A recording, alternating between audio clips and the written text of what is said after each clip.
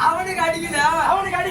அவனுக்கு ஒரு சூழல் என்ன பூரா மயில கட்டி வந்தான் அவனுக்கு அடிக்கல இப்ப ஒரு பொட்டை வந்துச்சு அருமையான பொண்ணு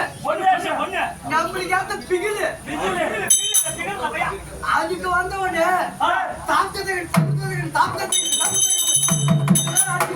நல்லா இருக்கா